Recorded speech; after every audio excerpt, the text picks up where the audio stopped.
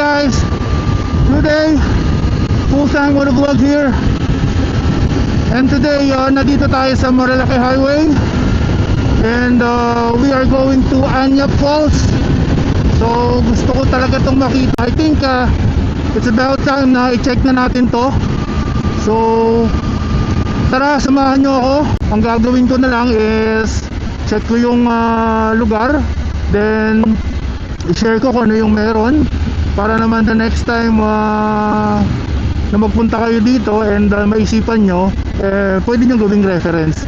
Sabi nila it's after lang daw ng Manukan. So bahala na, pagdating sa Manukan magtatanong-tanong na lang tayo kung paano pumunta sa Anyap Falls. Mukhang maluwag ngayon ng Marilaki kahit na Sunday and it's around 9 AM pa lang. Kung walang masyadong umakyat ngayon Okay, bas dito ba ang Anyap Falls? Dito. Sige. Okay. 10 pesos. Saan po kita, sir? Anyap Falls, boss. 5 minutes lang po dyan sa baba. Barangay San Andres. Barangay San Andres. Ito, boss. Dami rin pala mga farms dito, no? Ito, kanino kaya yan? Parang nakaka-relax naman tumira dito. Grabe, 9:30 na, pero yung amoy probinsya, grabe. Ramdam na ramdam mo dito Sa tagal ko ng pagpunta sa Marilaki, guys, hindi ko pa talaga pinasok to. Which is dapat pala noon pa, no? Kasi akala ko ano na to mga tirahan na lang din, wala nang lugar na puntahan para pasyalan.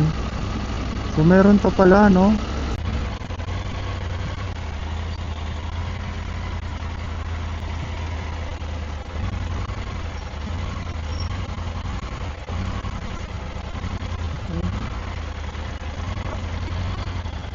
Ito na, guys, I think we're here. Okay.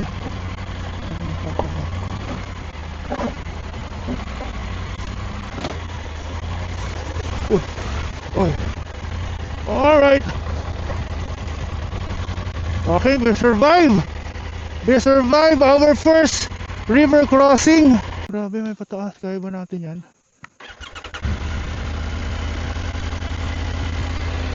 Pataas daw, Anyap Falls.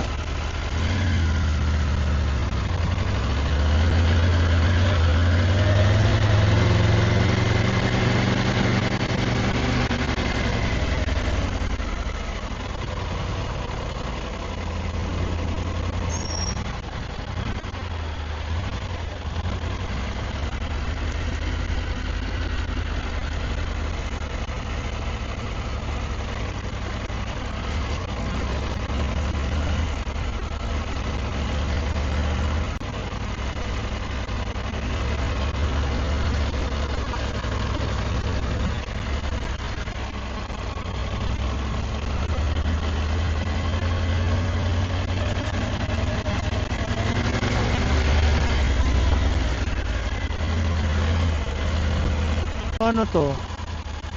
Gilid tayo.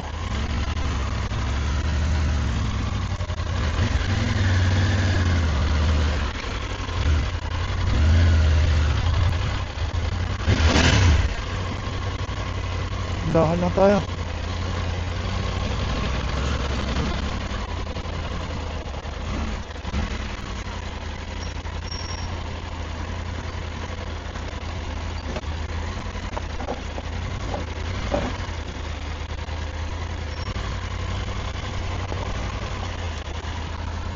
Ito na yun.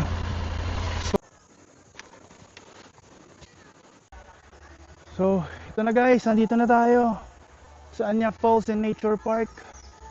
So medyo challenging nga yung pagpunta dito. At medyo may mga steep climb and steep descent. Although mga short lang, pero ayun nga, ingat lang kayo pag pupunta kayo dito. Medyo loose ang dadaanan nyo at medyo madulas ngayon dahil ano siya mabuhangin. So ingat lang talaga. So, ito yung pagpunta nyo dito, ganito yung madadatnan nyo. Yan. Welcome to Anya Falls and Nature Park. Yan. So, I think may 3 pools to eh. So, habang tumataas, makikita nyo yung mga pools dyan, mga swimming pool. So, ayun yung 5 feet nila, oh. Yung may mga bata nandoon. Tapos, mga camp. Yan. Ganito. Sarap mag-overnight dito, guys. No? Meron lang kayong tawag nito, tent. Tapos, may mga food kayo. I think di sila nagbebenta ng food dito eh. Ayan guys, oh. Mga nagka-camp ngayon. So, parang ito guys yung kanilang pricing. So, ang entrance natin para sa adult is 300 na yata ito. Binago na 200, 300. Wala pa si ate. Children 3 years old and below, libre sila.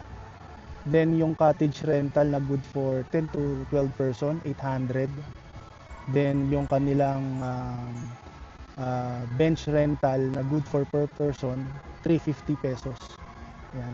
Tapos meron din silang hiking tour guide fee. So ayun lang, inquire lang tayo kung magkano yan at paano yan.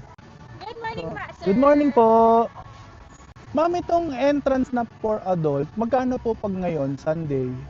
Ano po, yun po talaga ang ano namin regular Three- rate, sir, ang 200. Ah. Pag may 10 packs po, may 10% discount. Akala ko kasi may nakalagay 300, kaya nalito ako. 300 po yan sa overnight. Overnight. Okay. So, sige lang po. So, ayun guys, 200 pag day tour lang, then 300 naman pag overnight para sa mga adults. So, ayun guys, nalaman ko na rin na dito kay ate na kapag 10 packs kayong pupunta dito sa Anya Falls and Nature Park, meron kayong discount na 10%.